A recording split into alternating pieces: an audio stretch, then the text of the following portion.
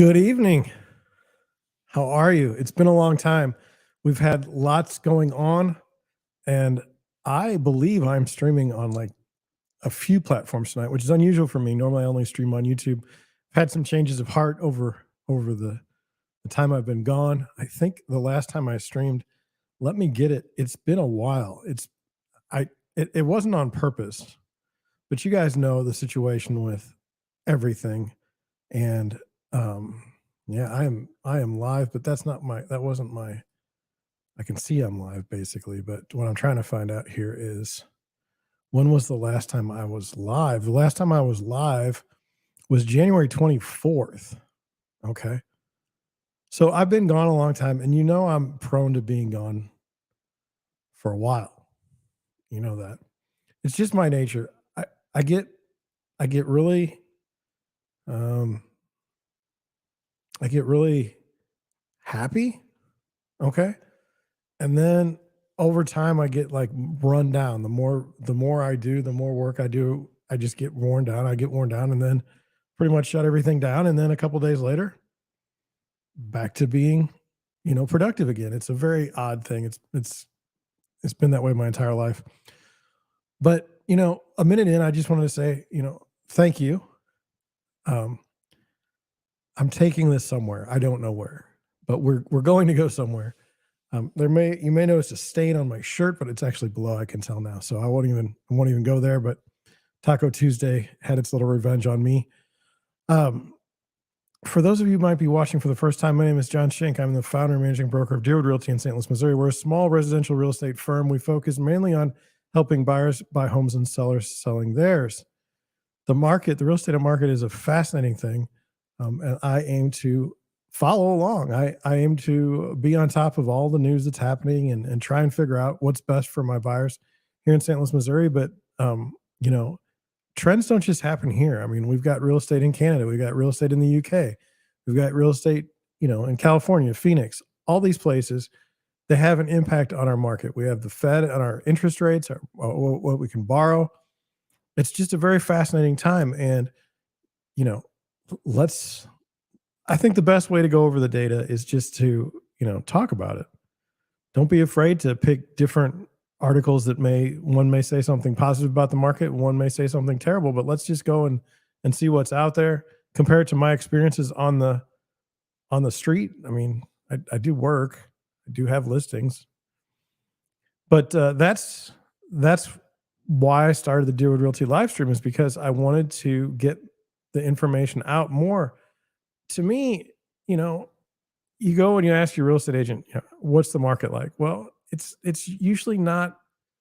It's first of all, the first thing is well, for who? Like, for instance, the market was very, very hot for sellers for the last 2 years, actually longer than that. But for buyers, it was terrible. I mean, this summer, and actually from February of last year, I mean, you can look back at my videos, you can look back at my shows, you can look back at the YouTube shorts. It wasn't good for me. I was literally showing houses to people all day long, day after day, writing stupid offers and not getting anybody in houses. And that's the only way I make money. So these are the kinds of things we follow on the Deerwood Realty live stream. I've made quite a few improvements. We're going to go over them tonight. But I just want to say thank you for everyone who has subscribed on YouTube. If you want to watch on the other places, I'm totally good with that. My goal is to get my content and my information out to as many people as possible. That's the way it's set up for me now, and that's the way we'll do it. So tonight we're going to talk about quite a few things. One, we're going to talk about Mr. Beast. I wouldn't have thought I would talk about Mr. Beast in my live stream ever, but yeah, we will talk about it. I'm perplexed more than anything about, I don't know what I would say, the current state of things. Then we'll talk about, we'll go over some tweets. I think there's some fascinating tweets. One I don't even understand, which is why I'll throw it out to everybody else, and we'll just kind of go over that. We have 3 articles tonight. I don't know if we'll get to all 3 because, I mean, it's just such a jam-packed show. But we'll try. We'll make an effort. I don't know how long I'll last. It's 8:30. I've had a day. I've had a week. I've had a month. It's been crazy, but I'm glad to be back. and I'm looking forward to kind of going back on a run. There was one time I did 70 live streams in a row. Okay. 70 days in a row, I did live streams. Now, my numbers aren't great for live streams, but you have to understand, pretty new channel, uh, very niche topic. I don't know many people that like to talk about real estate all the time, residential real estate, especially. Um, and I'm just, I'm just thrilled to be able to bring anything to you at this point.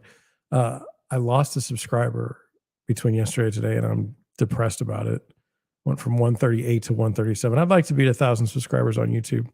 I'd like to get monetized on YouTube, but maybe it'll never happen. I mean, I've been doing this now for at least a year, possibly two. I don't remember, but I've gotten to the point now. That's that. I've babbled on long enough. Let's get into our show tonight. Um, the first order of business, the first bit of news is, right around Thanksgiving, I told you we have a serious problem here. And that serious problem is I have no kitchen sink and I have no dishwasher. Okay. The kitchen lateral between the kitchen sink and the sewer, I was getting a maintenance cleaning, and the guy ran the drain snake. It went right through a pipe in the basement underneath my finished basement floor. That was terrible because I knew I was going to have to dig up. I was going to have to dig up the pipe, and I also knew I was going to have to redo the floor. I also have an insulated floor, so I wasn't looking forward to that. Plus, I'm kind of busy, So I initially I got most of it. I got the floor. I went through the concrete. I got the floor picked up, and then I called the guy back out to clean out the rest of the drain so I could, get started. He came over, and within 2 minutes, within about 5 minutes, he ran the drain snake right back through the pipe again. So that meant more digging. It ended up being 25 feet, 25 feet of digging through concrete under my basement. As a 45-year-old who doesn't do a lot athletically anymore, it has been a terrible struggle. I could have had somebody else do it, but I didn't know if they would do it right. And anyway, that was before Thanksgiving, so we had to cancel Thanksgiving. We canceled Christmas, but we had one birthday party last week because we've just gotten used to not having a sink and not having a dishwasher. My wife would literally carry the dishes downstairs and do them, and I would help pick them up from time to time, but she was the rock star in all of this. Well, finally last night, we have a new line from the kitchen sink to the main, and I just want to show you. I want to show you that now. Here you go. It's going to come up. Here it is. So that's the start of it. It was a 2-inch line. It went to a 4-inch line, and then here it is. I mean, you can see my insulated floor. You can see everything. And then there's the connection. Now that goes straight out to the outside. There's a Y, and I'll play it one more time because I'm proud of it. I have a lot of work to do. All that dirt has to go back in the hole. But, yep, I did it. You may say, well, it shouldn't have taken you 2 months. Well, okay, we're done. Between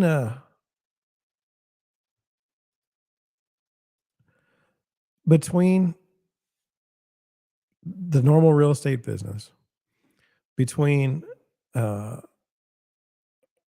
was sick like twice. Like the last 2 weeks, I've had this ear infection. We'll go over that next. I mean, it's been rough. And then when I would work, as a youngster, like in my 20s, when I would work, I could just work all day. Okay. And no problem the next day. I'd be fine. Now, I worked for maybe like 4 hours at a time, and then the whole rest of the day I was toast, and my body was just mad at me. And then the next day, my body was still mad at me. So it almost took me 2 days to recover every time I worked.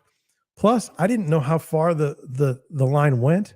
Wasn't exactly sure where it went when I left the one room.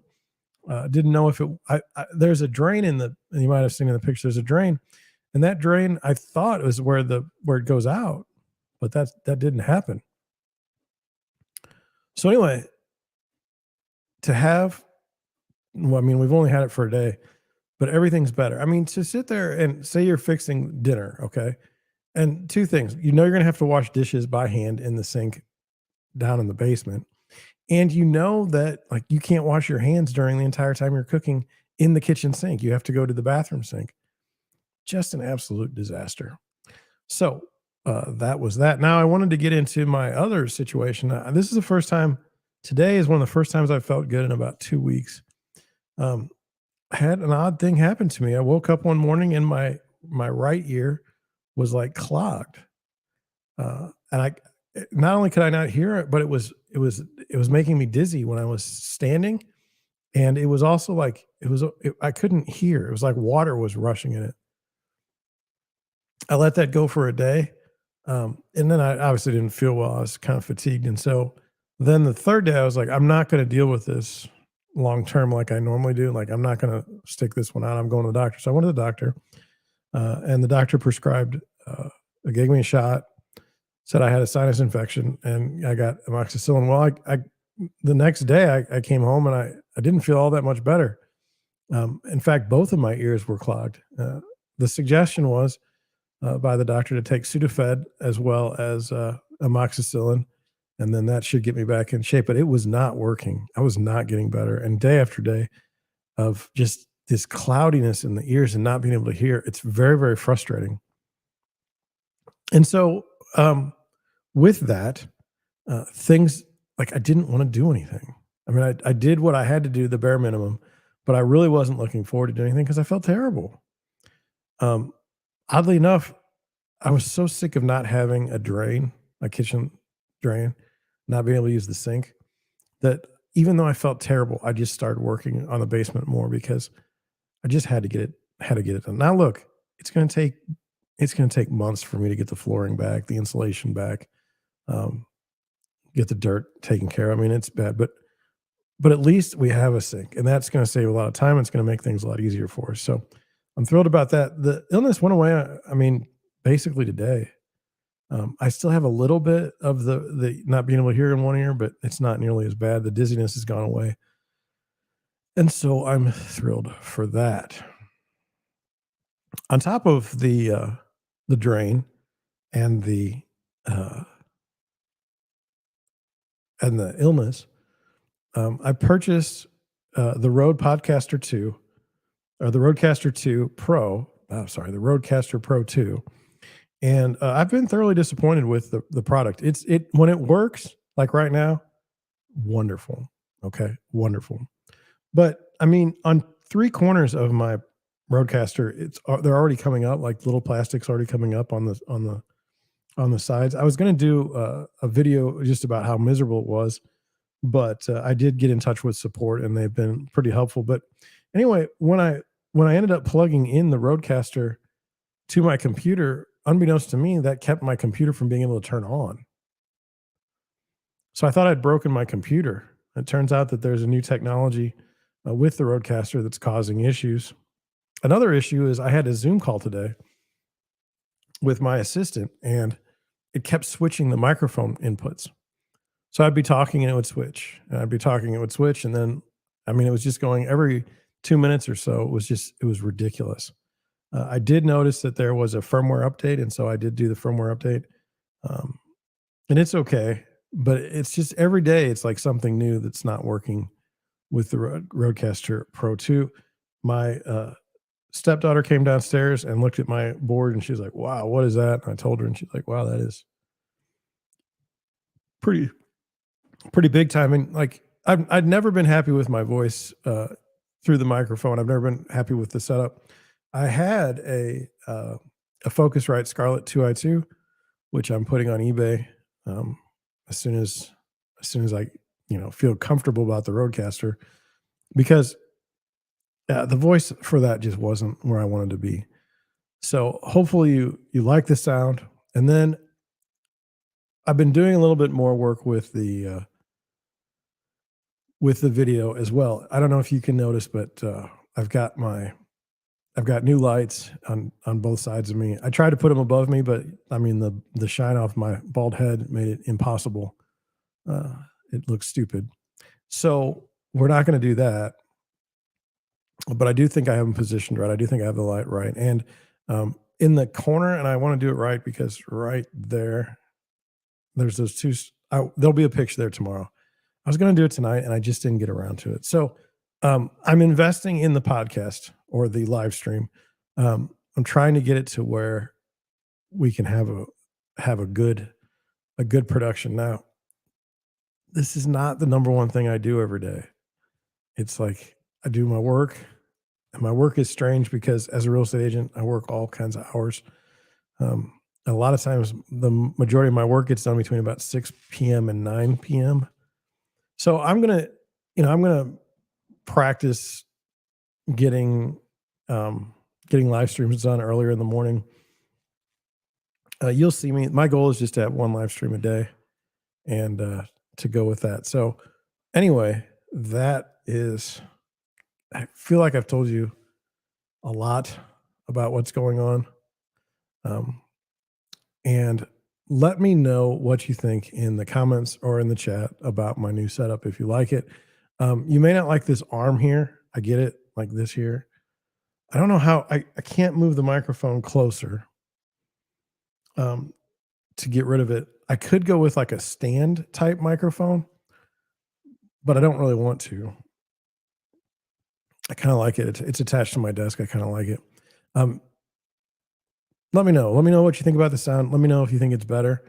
I would appreciate it. And if it's horrible, then tell me too. So let's get into things today. I think I can do it this way. I did want you to see, our business or my business, I feel like is, I don't know how to put this. Let me do this here. I feel as though, and you can see this here. I feel as though, my business isn't controlled by me 100%. And what I mean by that is if the Federal Reserve wants to raise interest rates, I'm at the mercy of the Federal Reserve. I mean, like people will stop buying houses when the interest rates gets too high. And I think it's a real problem because so many people have bought houses with mortgage rates with between the 2s and the 3s. They aren't likely to want to move. I mean, they're only going to move because of work reasons, or if they can't afford it, it would be terrible because what they would have to move to would be like, half as nice, like because interest rates are around 6%. But I wanted you to see what the rates are for today. And so we'll go down and take a look. This is the Deerwood Realty website. And I'll just go down here. And it says this is a little survey. It says the 30-year fixed is at 6.17% on a 30-year fixed. It's a decrease in 4 basis points from yesterday. We had been as high as 7s. In fact, I know a couple that has a mortgage at 6.99%. Terrible. But it seems to be getting better. And what I mean by that is it just seems to be going down. I'd like it to be at 5.5% and stay there. It's just the way I am. I know it's kind of a random number that I picked out of thin air, but I just feel comfortable with that number. You have to have some like risk in borrowing.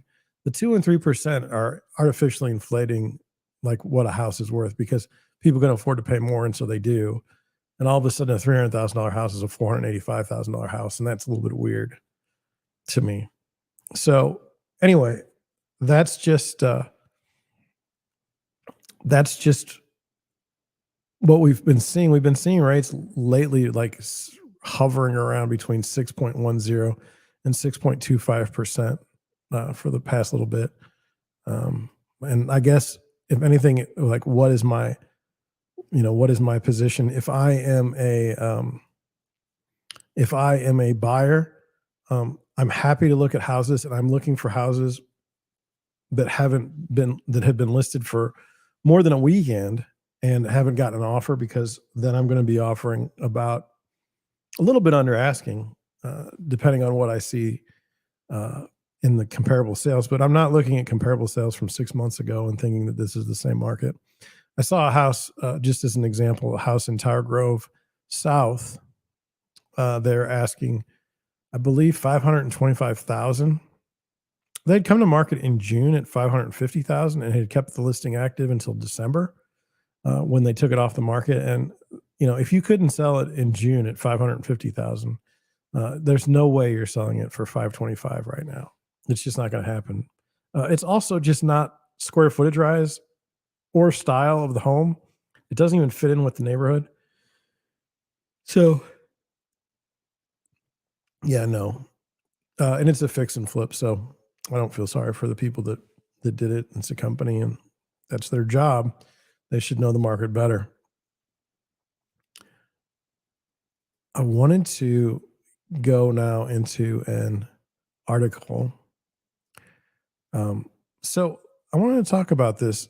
I'm very, very upset about this. Um, Look, I stream to maybe 4 people at night. Okay. My channel has 137 subscribers. Mr. Beast, I don't know I'm going to look real quick in a different window. I don't remember how many million subscribers he has.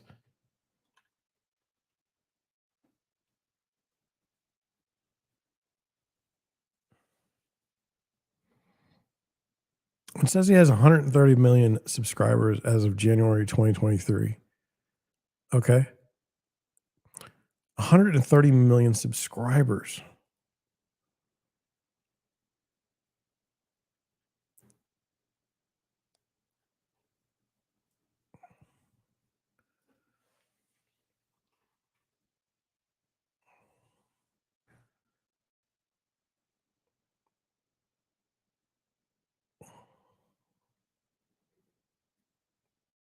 So he's got 131 million subscribers right now. So he picked up a million subscribers since the article was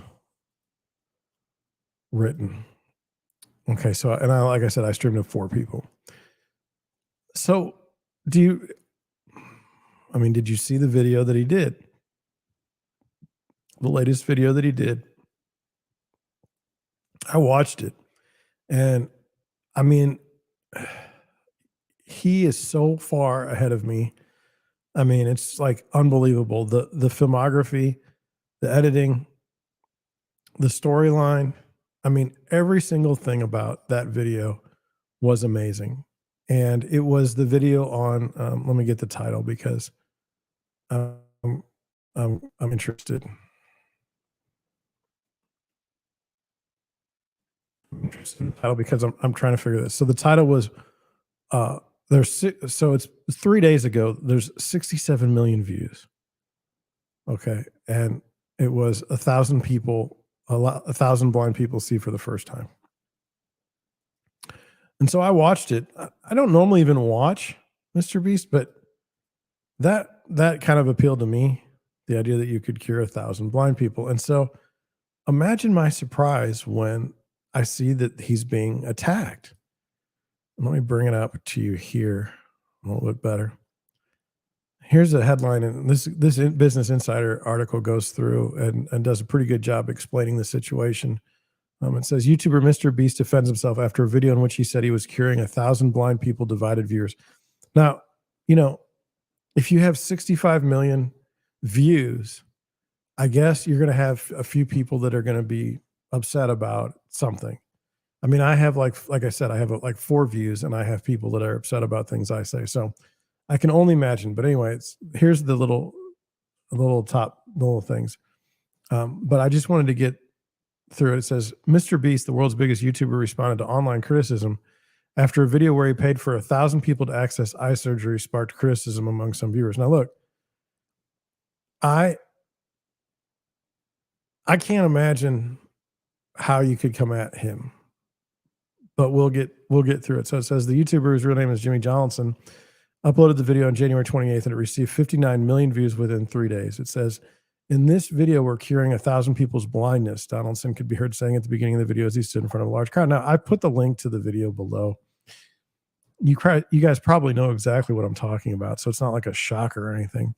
When I watched the video, a couple things stood out to me. One, like some of the people were like not in good shape. Like they had problems. Not as a negative, but I mean, it wasn't like, let's put it this way. It wasn't like the Instagram models, the Instagram influencers that were getting their eyes fixed. And then the second thing is so he would fix their blindness, and he went through how he did it, how the doctor did it. And I mean, the idea, I think, is, you're exploiting someone else's tragedy to get views. I'm guessing, but I kind of wanted to, I mean, man, if you can, like, he picked up on something that was really a big deal. Um, I mean, like myself, like I wear contacts, and I can't see without my glasses or my contacts. I mean, I can't see anything. And he was talking about how these people's lives are impaired. They can't drive. It's just a bad deal. So anyway, he says, Donaldson said he was paying for the people to get sight restoring cataract surgery and film the patient's reactions to seeing clearly again. The YouTuber interviewed Jeff Levinson, an ophthalmologist and surgeon who he worked with, who said half of all the blindness in the world is people who needed 10-minute surgery. Now, I don't know if that's true. It wasn't even clear to me that it was cataracts that was the reason why people were blind. I wasn't sure. It seemed like that was, the case. But anyway, it says a subsequent Instagram post from a nonprofit organization, Senior National, who Donaldson collaborated with on the project, stated that the organization conducted the 1,000 surgeries around the world over a 3-week period for the video. According to the nonprofit myvision.org, cataract surgery costs an average of $3,500 per eye. But that's not going to be true in all countries. And I really thought, like, and you can correct me, but I didn't see anything in the videos that was like a lie. I didn't really see. I mean, there was a stage. There were staged, like they were in the room and they were filming when the people first took off their little things that were covering their eyes. I mean, sure, that was all staged, but I mean, it was, I mean, to get honest reactions from people, I don't think it was so bad. But then it says Donaldson also gave away various prizes to participants in the video, including briefcases, which he said contained $10,000 each, a Tesla, and a $50,000 check for one recipient to put towards a college fund. And I watched that. So the one fellow that got a briefcase full of cash, that was just sad. That was a sad situation. The Tesla, the guy that got the Tesla, I mean, he couldn't even drive and he ran over a cone. And then the $50,000 check was a guy that couldn't see out of his right eye. And there was, like, I believe a 50% chance that he might not regain his sight even then. I mean, I don't see where the problem is. It says the video initially received an overwhelmingly positive and emotional response. On January 30th, Donaldson tweeted that he did not expect the upload to receive such a large number of views in a short time, receiving messages of support that praised him for his generosity. I don't think you can watch this video without crying. Hope it inspires more projects like this. Now, I wasn't crying, but I was moved by it. I was moved by it because, the idea that people can't see and then they can see, I think that's, like, very powerful.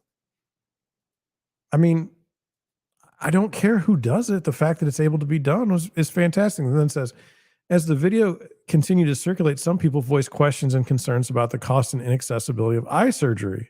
Okay. Most notably, political commentator and Twitch streamer Hassan Piker reacted to Donaldson videos in a January 29th live stream, saying they watched it filled with rage. He then alluded to the fact that many American citizens cannot afford surgeries due to their high cost or lack of medical insurance. Okay.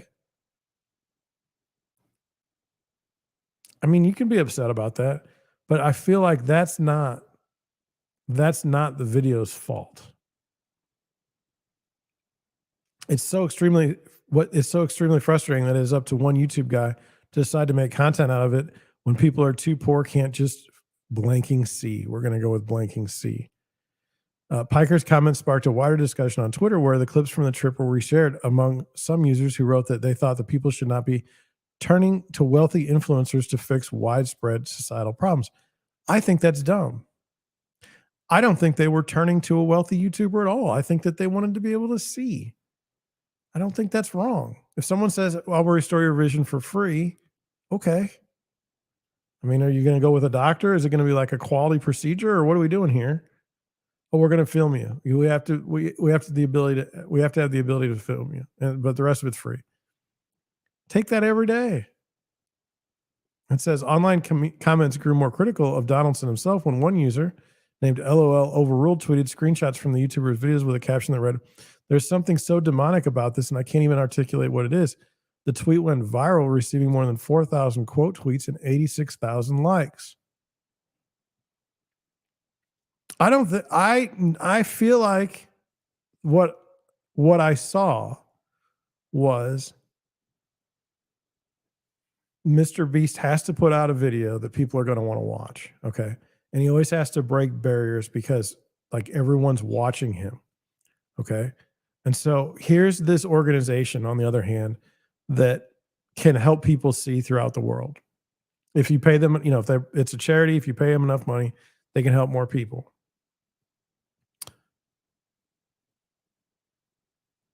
I don't even think he was advocating to use the charity or to donate to the charity. I mean, it wasn't like a product placement.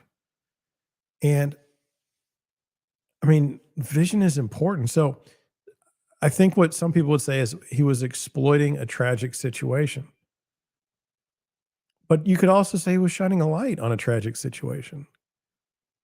I I I can't I mean, how do you really believe that someone is not trying to do good when they've tried to restore the site for 1,000 people around the world? Like, you're gonna call their motivation into question. You're gonna say, "Well, he's just doing it for views." Several comments under the tweet accused Donaldson of paying for the surgeries as a way of gaining online clout and producing popular content. And what's wrong with that? And then it says, while other users said they thought the YouTuber had good intentions, pointing to the fact that Donaldson had previously said he would invest all the money he makes from the success of his channel into making more videos on altruistic projects and giveaways to fans rather than keeping the profits for himself. Now, look, I have a hard time believing that at some point he won't have to quit and there's going to be a couple million laying around for him. I mean, I find that hard to believe. But I don't see why you can't do something good. I mean, you always see it like celebrities spouting off about the latest thing or the next thing. And it's like, shut up. Just shut up. Like they're never doing anything. They're just always on TV, just yapping. And then here's this guy putting his money, like not where his mouth is. He's not saying we need to fix site or anything like that. He's like, I'm going to make a video that, he didn't even think was going to do that well. That's what he says. Says Donaldson defended his video and many fans spoke in his support. On January 30th, which was yesterday, Donaldson tweeted about the online criticism he was receiving, appearing to reference the online debate about how he handles YouTuber earnings. Twitter, rich people should help others with their money. Me, okay, I'll use my money to help people, and I promise I'll give it away. All my money before I die, every single penny. Twitter, Mr. Beast, bad. The tweet read. Now, look, I don't care if he gives away all his money. I don't care if he keeps all his money. I don't think that has anything to do with the fact that the guy did something that was pretty cool. I mean, like we're in a very screwed up world. Things are very bad. And you can argue about the health system in the United States or the world. You can argue, you can argue about that. That's okay. Like you could say there's a line. Like I can't do the lines on YouTube because I'll get a channel strike or something like that. But let's just say you have a contest where you say, I'm going to give someone a new arm. I suspect you get pretty good views. Okay. All you need is to find someone with no arm and then give them like a mechanical arm and then film it in a way that's, interesting. put up a good thumbnail, make a good title, you should get a lot of views. And that's partially why the Deerwood Realty live stream doesn't get traction, because I'm not going to do that. I'm just not. It's like exploitive. All right. And you say, well, how come it's okay for Mr. Beast to do something exploitive? Well, I mean, 1,000 people being helped. I mean, come on. It says several users and prominent influencers wrote messages of support underneath Donaldson's tweet saying they supported the YouTuber's charitable effort. But I don't even think it's charitable. I think it was it was a good thing. It was almost like a win-win for everyone. If you were in the YouTube video where you got your site back, how were you harmed? In what way were you harmed by this? And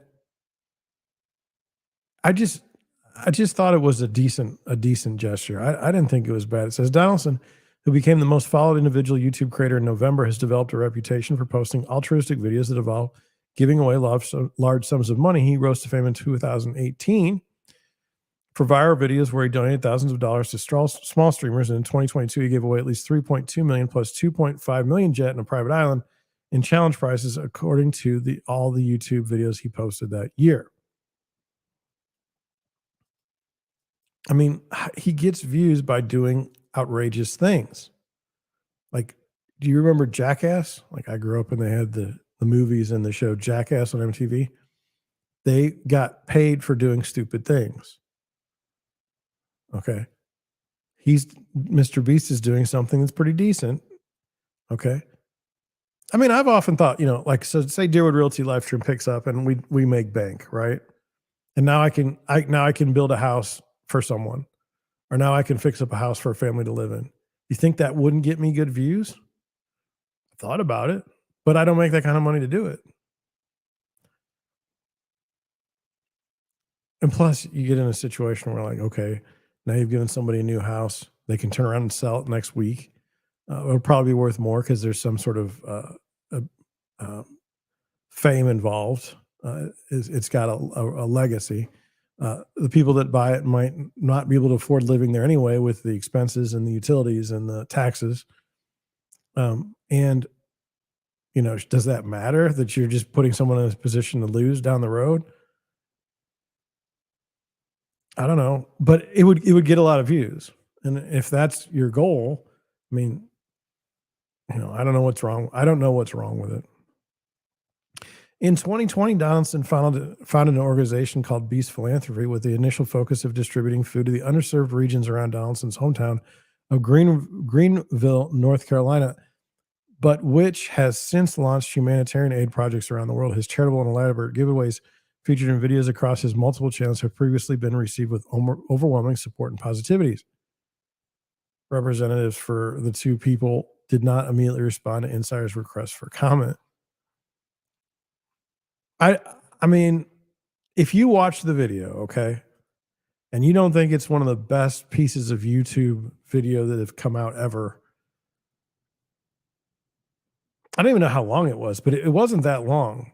It was so well done. The guy's got a gift. And there's shame on anybody that's coming at him for this one. Just that's where I'm at. So let me know what you think in the comments. Let me know what you think in the chat. Subscribe to my channel so that I can buy someone a house and you guys will be able to watch that. I'll do it. Don't get me wrong. Anyway, let's move on onto the Twitter. I just wanted to go over some of the stuff that I saw. You let me know what you think. This is from Ryan Lundquist. It says, if I can't sell it for what I want, I'll rent it. A seller told me that about her owner-occupied house. I don't have stats on this, but I've been hearing this more lately from sellers and even property managers who are seeing an influx in canceled listings become rentals. So, yes, this is in the 2006 or the 2008 housing crisis. Many people who couldn't sell their homes decided to turn them into rentals. Most of those people were professionals that were moving to different parts of the world or the country, and they just couldn't, they didn't They didn't have to. They were okay carrying two mortgages, and they felt that at some point in time the prices were going to go back to what they paid. They refused to bring any money to the table to close and to sell at a bad deal for them. And I think they were all proven right. I talked to a fellow that I used to be in business with who had a property management company. We would do single family rentals. He told me that last year was a challenging year and 2021 was a challenging year because many of the people finally ended up selling their homes after years of waiting and renting them out. My problem with renting single family homes that you once lived in, that you have a strong feeling or affinity for, and it was never thought of as an investment, is number one, sometimes many of the people, when we were renting them at that point in time, weren't even clearing their own mortgage while they were renting it. And number two, they didn't want to do maintenance. The landlords did not want to do maintenance on the properties. And the more and more the property gets beat up and less gets taken care of, the less that it becomes an attractive property when you want to sell it. It's just a beat up house. It's just they call it lived in look. And so in this case, do I think that people will do the same? Well, yeah, I think some people will. Those that can afford it, but they would have done so anyway. Um, I'm not surprised. Would you be surprised? I mean, between 2 and 3% interest rates. If you didn't go crazy on a house and now you've got to sell, well, you don't have to sell. You can rent it, and the rents right now are crazy. I can see it. Cure Mason, interesting. Southeast Pennsylvania showings and pendings both dipped slightly last week over the previous. It feels like the initial burst of activity after the holidays may now be starting to moderate. I'm interested in seeing how the next few weeks play out. Well, so let me tell you about my situation here in St. Louis, Missouri. I had a house listed, or I had a condo listed for sale. I got it under contract within 3 days of when I listed it, and that was on a Saturday. That was this weekend. And then there were showings. There were a lot of showings. I wasn't really concerned about it. And I also lost a buyer lead in the sense that I had a buyer hooked up with listing emails, and she finally decided that she wasn't interested in buying a home. She really got beat up. She was looking for a house in 2022, May, June, July, and the properties, like one of the houses we looked at, they were listing it for like 200 and it went for 260, 270, and she couldn't afford that. Am I sad to see her go? Yes, but I knew she wasn't. I knew things weren't going her way. So anyway, if I listed a house right now, I better, as a seller, I better have it right at the value of the home. I better, if I'm lucky, I mean, if I'm really trying, I'm going to go a little bit less than what I think it's totally worth, because I'm going to need to get people through the door, because I feel like there's not as many buyers right now. Normally in the morning at 8 o'clock, I get all my lists for buyers that are looking at things, and then my list has been cut in like half. I mean, it's very bad. So, seasonally right now is not the strongest time of the year to buy a house.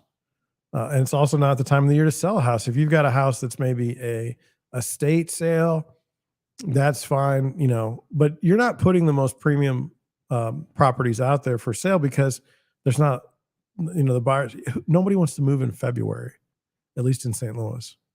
So, I don't look, and just for the record, I don't look week to week on showings or pendings week to week.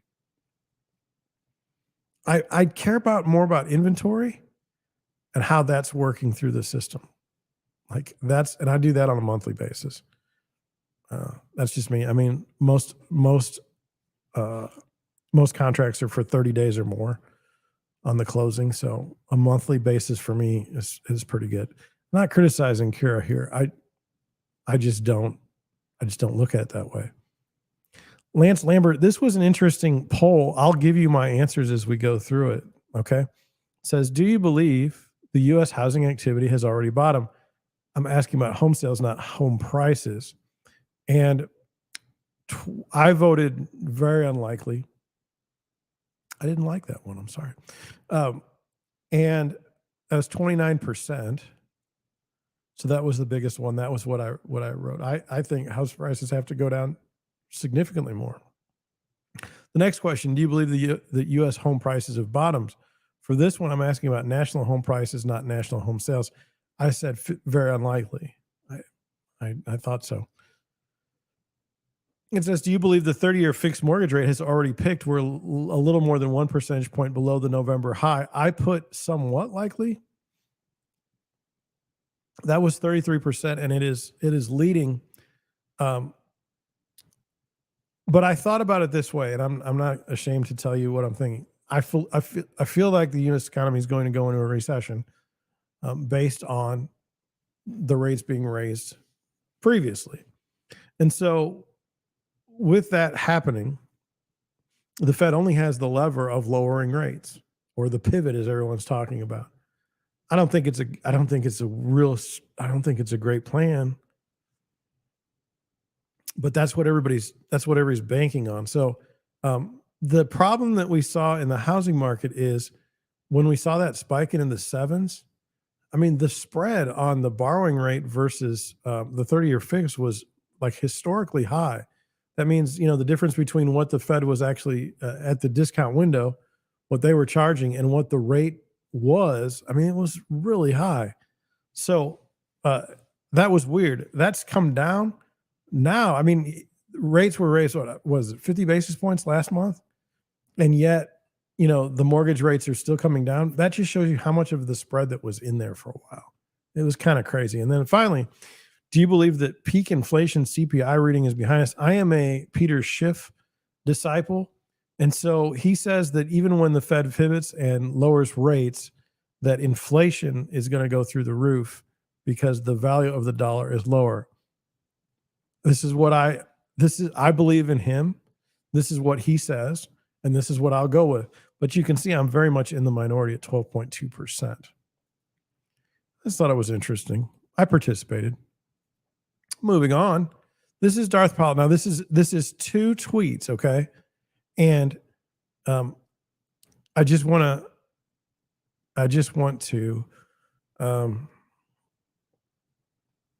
put them together because it's the same chart, but I don't know if it makes a lot of sense. So it says GFC, we're going to go with great financial crisis, peak mortgage rates, 2006, peak house prices, 2006, bottom home prices, 2012. So what he's saying is it took all the way till 2012 for the bottom to show in house prices after the mortgage rates were high and after house prices were high.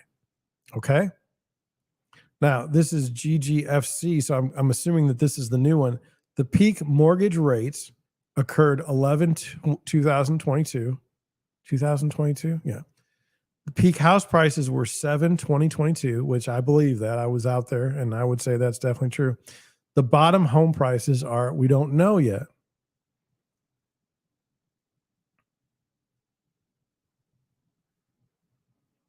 The peak mortgage rates. So then let's look at the chart, okay? Now, so here's where it was. So here's the prices peak 36 months after the first sustained rate increase. So here is the sustained rate, here's the prices peaking, and here's the rate increase. Okay, and then 55 months prices to the bottom. And then we're looking here is how long will it take at prices peak 18 months after first sustained rate increase. So that means like what are we going to see going forward? Is it going to, home prices are going to keep falling?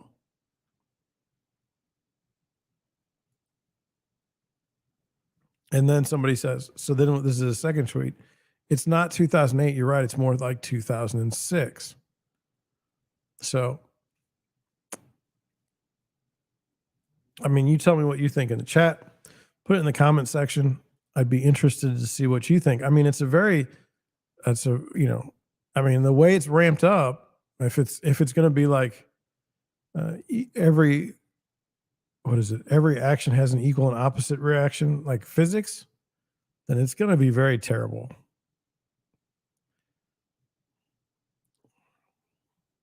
Everyone's talking about Michael Burry, the the big short guy telling everyone to sell. That's today. So anyway, moving on. John Wake on Twitter here. I thought this was interesting. I tend to agree with this. I wonder what you think. It says the U.S. is a mortgage ownership society, not a home ownership society. That's very strong words, fighting words coming right out. It says the U.S. has the third lowest free and clear home ownership rates of these 28 countries, according to the OECD. Okay. The third lowest. All right. So let's talk about this. My grandparents, born in the 30s, 1930s, born during the Great Recession. They're actually born in the 20s. I'm sorry. Had nothing. When they ended up buying homes, they were like $10,000. My grandpa paid $10,000 for a home that I live in this neighborhood right now. And the same home that he lived in would sell for over $330,000 right now. Okay. Now, that was still a lot of money then. Okay. But they paid both of my grandparents paid their mortgages off. They had no money outstanding on their homes. And it was that way for years. Why? They felt like in their later years, why should they be making house payments? Like it seemed like they should be using their money for things like food and medical expenses. That was their thinking. Today, I met a guy that was 90 years old and he's like, I don't think I can get a mortgage because of my age. I was like, they cannot keep you from getting a mortgage based on your age. What do you want to buy? I mean, your grandparents or your grandkids may hate you because you gave them a house with a mortgage, but anyway, so that's to me is true. Nobody I know talks about paying off their house anymore. I mean, it just doesn't happen. It says with the same monthly P&I, principal and interest mortgage payment, you could borrow more than twice as much money to buy a house in 2020 compared to 1990. Okay, so what does that mean? With the same monthly P&I, you could borrow more than twice as much money to buy a house in 2020 compared to 1990. So let's just do the numbers. So if you had a $300,000 house in 1990, you could buy a $600,000 house in 2020. It says, although house prices appreciated 200%, monthly P&I payments only increased 41% due to the lowest interest rate. This suggests that if interest rates hadn't fallen, but the P&I mortgage payment price stayed the same, the house prices would have only increased around 40% from January 1990 to December 2020. The rest of the 200% increase in house values was due to falling interest rates. Ding, ding, ding. Bingo. This is the way I see the world. It says, this quick analysis suggests that as much as 80% of the home price appreciation from 1990 to 2020 was due to falling interest rates. Government policies should shift to promoting free and clear home ownership instead of promoting mortgage ownership at all costs and assuming home ownership is a magic wand of wealth creation. This is spot on 100%. Okay? Why wouldn't you want to pay off your mortgage? It's because you feel like it's cheaper to not. This was me a long time ago. I was looking up like $150,000 house. And when I looked at the combined mortgage and interest payments on that 30 years at paying just the minimum, it was like a $356,000 house I was paying. Well, that doesn't make any sense to me. So it says, here's two ideas. Step one, government-backed mortgages should be redesigned to maximize family wealth creation in a lower house price appreciation environment. If we don't, we could see family wealth creation tank in a retirement crisis in 30 years or less. Oh, you've got a retirement crisis. It's done coming. You don't have to worry about that. Everything financially has been blown up in my lifetime. Okay. I mean, not good. This is the last tweet for tonight from TitleCap. This is the first one I've ever read from them. It says, and this was interesting and I wanted you to know about it. It says, CoStar will likely burn close to $1 billion over the next 4 years to organically build its residential listing efforts to 100 million uniques. Buying move/realtor.com for $3 billion eliminates a lot of that spend, which doesn't make any sense because $1 billion instead of $3 billion, and de-risks the path to a scaled residential listings marketplace. CoStar has been clear that it does not want to monetize a resi portal via leads to buyer agents a la Zillow, but rather monetizing listing visibility as it does with apartments.com. Buying realtor.com's 93 million monthly uniques is a good start on that front. Now, um, so just so you know, like for Zillow, okay, all the consumers go to Zillow, but agents pay for leads to get Zillow leads, basically. And it used to be like per zip code you'd pay so much, and now it's changed to they take a percentage of your commission for that lead if it closes, which is garbage.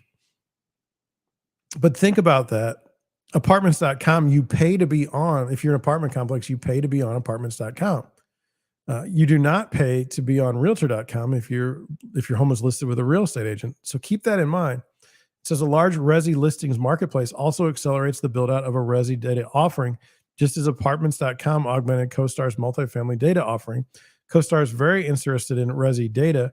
Remember, $6.9 billion CoreLogic bid. Look, I don't know how to put this. CoStar is a behemoth, let's put it that way, in the marketplace. It's amazing to me that they're able to do what they're able to do in the commercial space. They are by far a monopoly. It says CoStar is pursuing these M&A discussions at an opportune time. Number one, News Corp has an activist pushing for separation move at 1.8 billion. The residential real estate market is depressed right now. And three, competitively, CoStar has been clear they are going to spend a ton to compete against Move and Zillow. Net Move seems to be like a very strategic acquisition at an attractive price, 4 times the sales that reported 3.3 billion price. Particularly if CoStar thinks its resi business can get into the 40% EBITDA margins that its commercial business currently operates. I doubt it. Okay, I doubt it just because the way it's set up.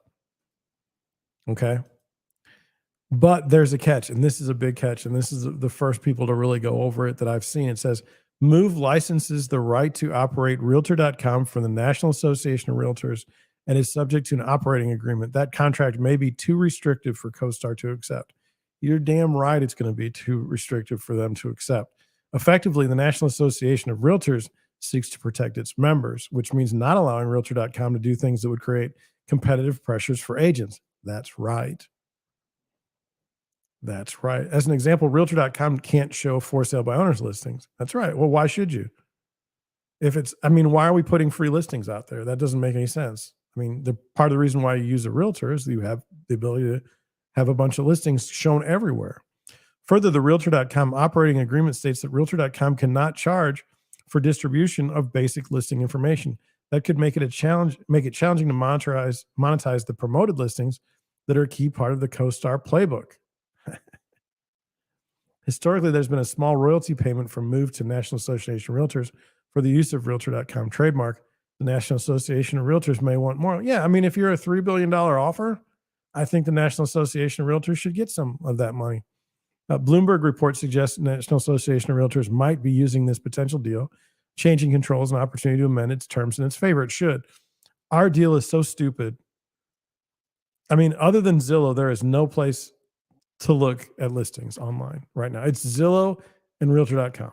Everything else is either owned by Zillow, so Trulia, and then there's like Homes.com. But I think that I think CoStar already owns Homes.com. So it says I'm not, and don't quote me on that. If I'm wrong, I'm wrong. I apologize. So it's possible the three parties ultimately can't come to an agreement, but CoStar's negotiation from a position of strength.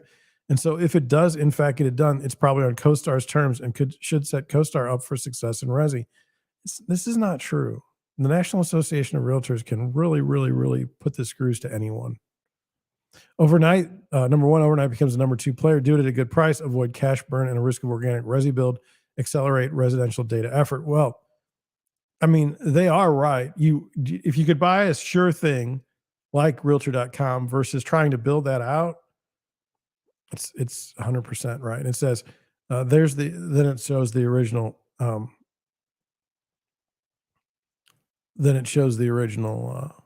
amendments to the agreement. I was uncomfortable when Fox ended up buying the Realtor.com name website. I was very uncomfortable with that.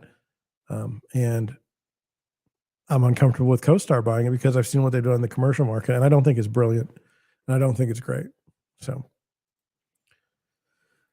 here be an article.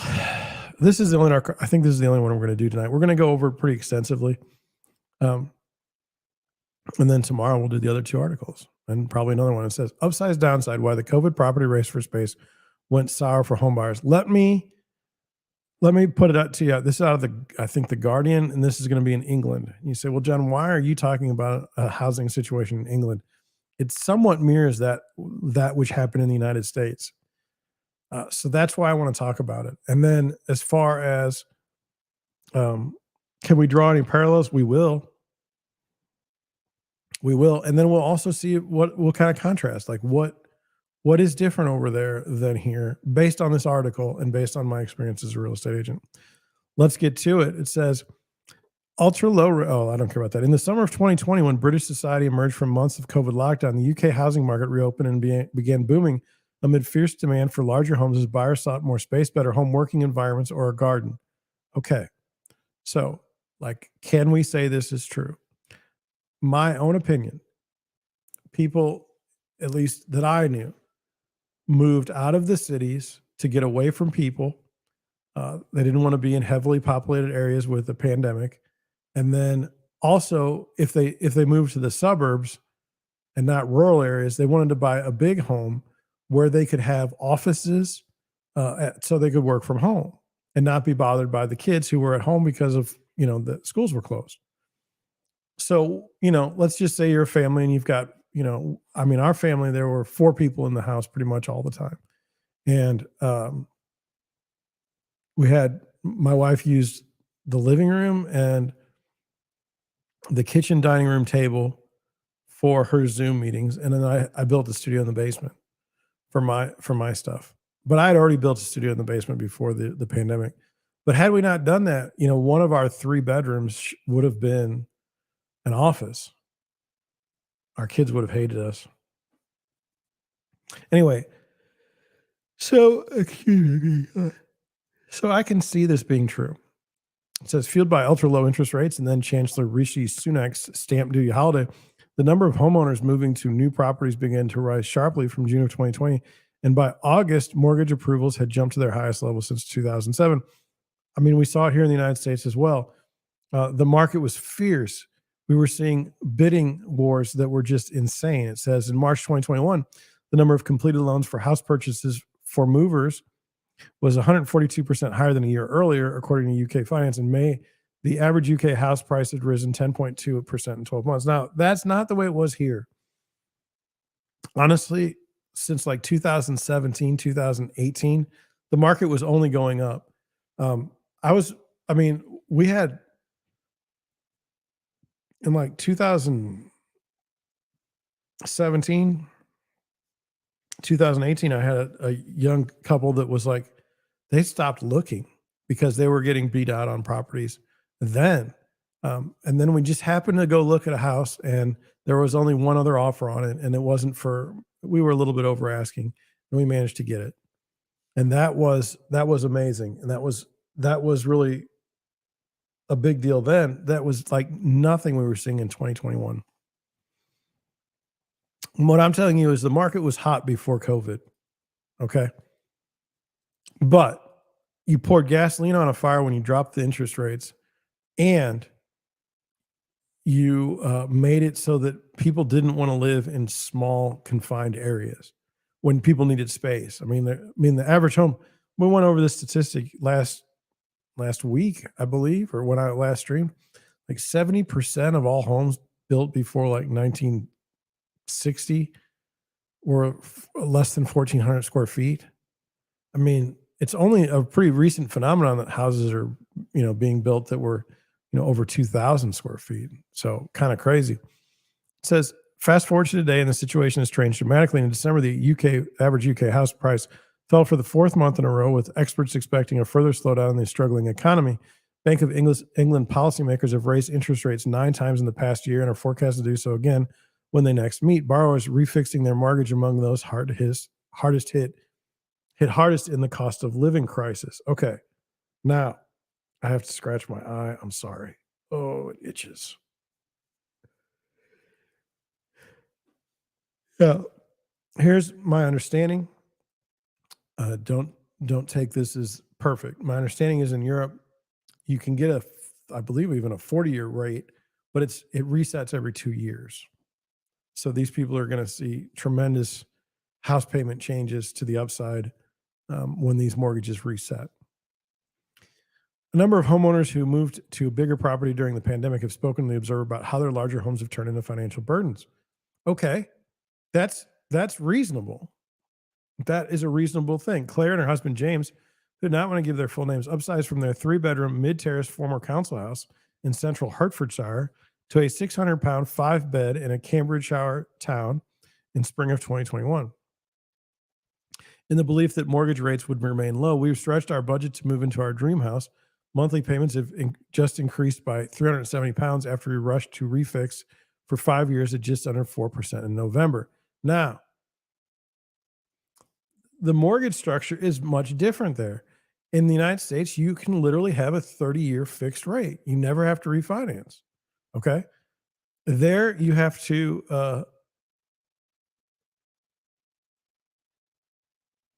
refix, it says. The couple who have 2 children have a household income of just over £60,000 and do not qualify for any government help apart from the £400 energy grant. They hope that meticulous budgeting will enable them to keep the house, but they worry they might not succeed. Now, why did they buy such a ridiculous house? They say because the mortgage rates they felt were going to stay low forever. That was stupid. It says, and by the way, why you make 600, what do you make? £60,000 and you should expect the government to come and help you? Downsizing right now would, the couple is acutely aware, come with enormous penalties and costs, such as stamp duty. But every time they talk about it, it becomes a bit less of a joke, said James, a middle manager in a tech company who currently works mostly from home.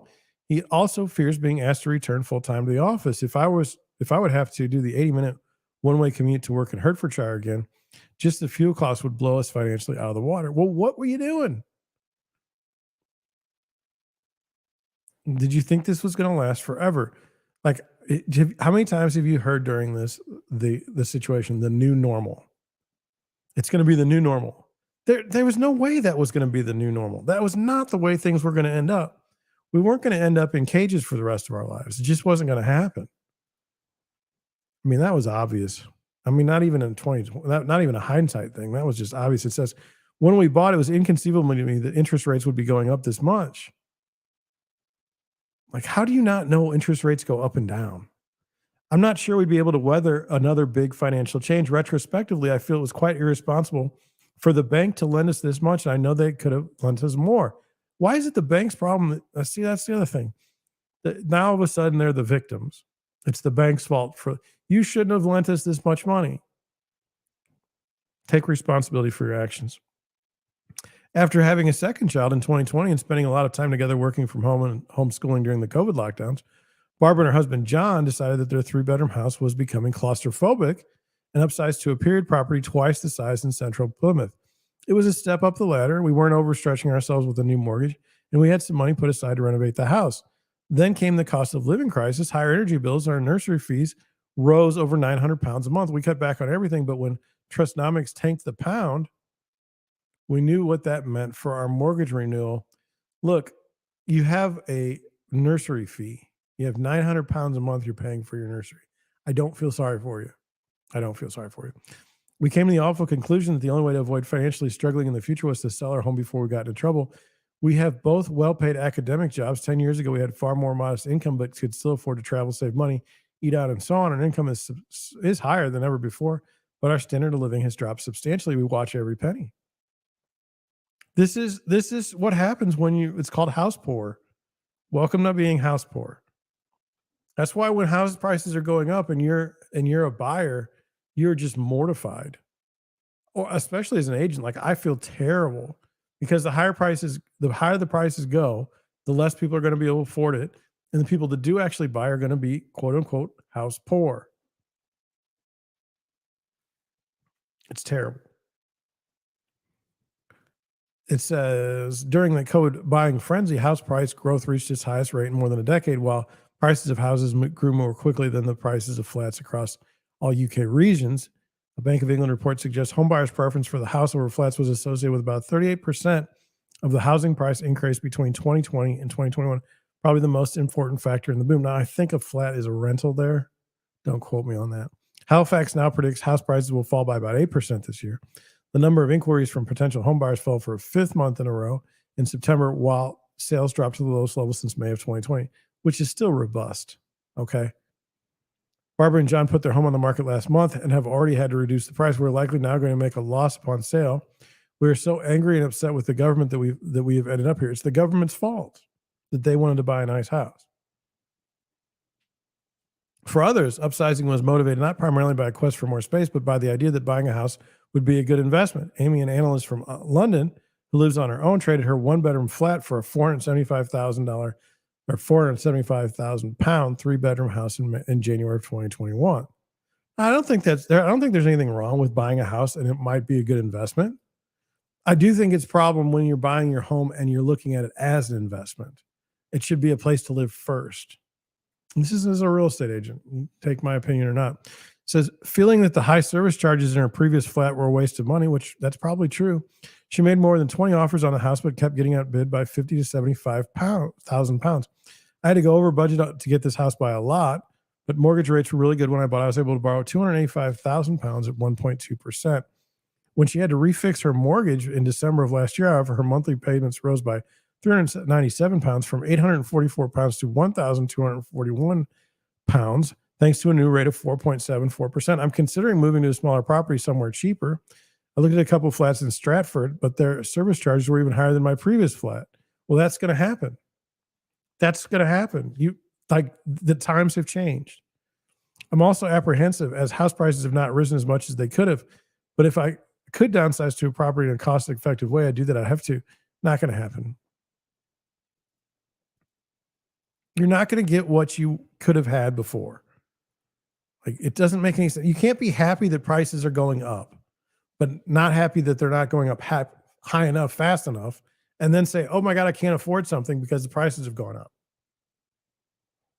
Adam Fahey, an architect and father of four from Surrey, is one of several homeowners who told The Observer their finances will not stretch far enough to comfortably absorb significantly higher mortgage rates coupled with a higher cost of living. The family is now downsizing to a property worth over just half of the value of their current home. Well, that sucks. No question.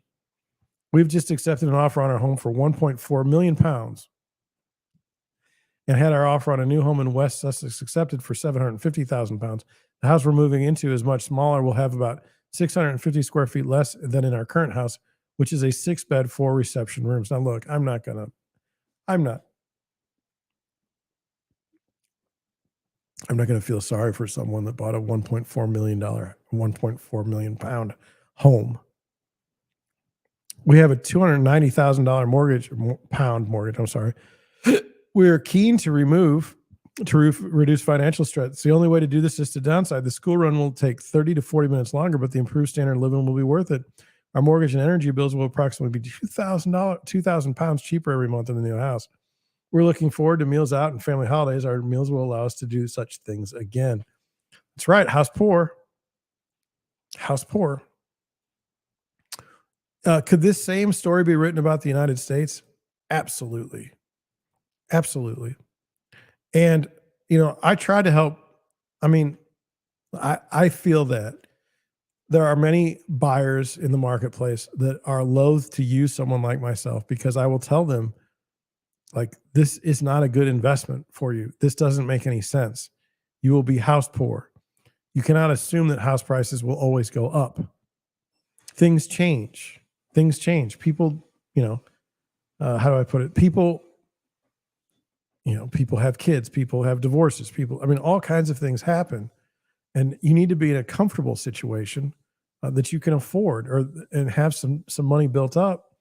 And if you like traveling, if you like eating out, um, if you like buying stupid things, then you've got to cut that money from somewhere, and it's going to have to be from the house.